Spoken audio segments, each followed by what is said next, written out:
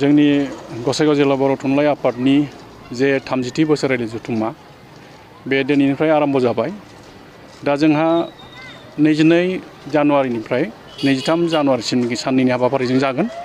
दा सेथि हाबाफारि बायदियै जोंहा दिनैहाय माखासे जोंनि मेन गेट बेखेवनाय आरो गाहाय सायनासालि बेखेवनाय आरो थान्दै हल बेखेवनाय आरो जामुंसालि बेखेवनाय आरो गेलेमुनि बेखेवनाय बेफोर गासिबो जालांजोब्बाय। मानगोनां बेखेवगिरि बिथांमोना जोंनो बेखौ बेखेवनानै होलांबाय। बिनि उनाव दा जोंहा माखासे बादायलायनाय दंबावो। बे बादायलायनाय जेरै थुनलाइयारि बादायनाय आरो हारिमुवारि बादायनाय गेलेमु बादायलायनाय बेफोर दा जोंनि हाबाफारियाव होखानाय बादि टाइम मथ' बेफोर मोनफ्रोमबो हाबाफारिजों मावफुंजागोन। दा जोंना मोनफ्रोमबो गुदि बर' थुनलाइ आफादनिफ्राय जों खावलायहरनाय बायदि मोनफ्रोमबो बादायलायनायाव बाहागो लागोन आरो गोबां बाहागो लागोन होननानै जोंनिसिम खौरां मोननाय जादों। आरो जोंहा बेलासि 4 रिंगायाव जोंहा थान्दै जथुम दङ। बे थान्दै जथुमाव जोंनि गसाइगाव जिल्ला बर' थुनलाइ आफादनि सिङाव थानाय गासै 13 गुदि बर' थुनलाइ आफादनिफ्राय जों थान्दै बिहरदों। आरो बे थान्दैफ्रा गासै 150निफ्राय 200 जननि गेजेराव नुजाफैगोन होननानै जोङो खौरां मोननाय जादों आरो जों हांख्रायहरनाय जादों। बे हिसाबै थान्दै मेला जोंना मोजाङैनो मोजां जागोन। आरो बे थान्दै मेलायाव जोङो गसाइगाव जिल्ला बर' थुनलाइ आफादनि सिङाव थानाय जोंहा मा जेंना जेंगोनाफोर दङ जों बेखौ थान्दै मेलायाव सावरायगोन आरो बेखौ सुफुंनायनि माखासे थांखिफोरखौ लागोन आरो बे थांखिफोरखौ जोङो मिरु बर' थुनलाइ आफादनिसिम दैथायहरनायनि थांखिखौ आजावनानै लागोन। जोबथा सानखालि मा हाबाफारि?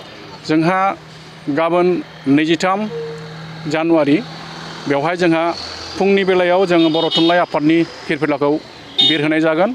बेखौ जोंहा गसाइगाव जिल्ला बर' थुनलाइ आफादनि मानगोनां आफादगिरि सहेन्द्रनाथ बसुमतारिया बिरहोगोन। बिनि उनाव जोंहा मुंख्लंफोरनि बिबार बावगोन आरो रुंसारिफोरनि बिबार बावगोन। बे फुंनि बेलायाव जागोन। आरो फुंनि बेलायाव थान्दैनि माखासे सावरायनो गोनां आद्रा थानायखौ जों सावरायगोन। आरो बे जथुम्माया जोंहा टार्मिनेटिंबो दङ। बेनि थाखायनो जों गसाइगाव जिल्ला बर' थुनलाइ आफादनि जायनोखि गोदान आफाद बेखौ जोङो गाबोन फुङाव दानानै लागोन। आरो बे दानानै लानाय जे गोदान आफादा जोंना खुब सम्भब बे बोसोरथामनि थाखाय जागोन आरो जों बेखौ मोजाङै मोजां दाफुंना लागोन।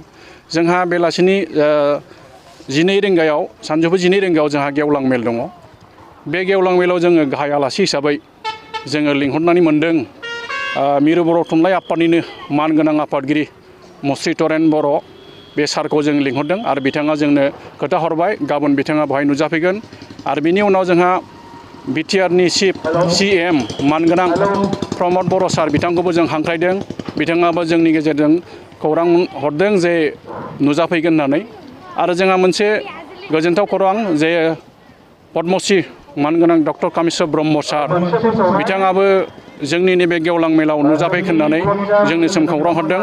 दा जोंहा माखासे जोंनि खाथि खाला थानाय समिस्थिनि मानगोनां MLA बिथांमोनखौबो जोङो बुंथिगिरि आलासि हिसाबै लिंहरनाय जादों। दा बिथांमोनाबो जोंनिसिम सफैगोन होननानै जोंनिसिम खौरां हरनाय जादों।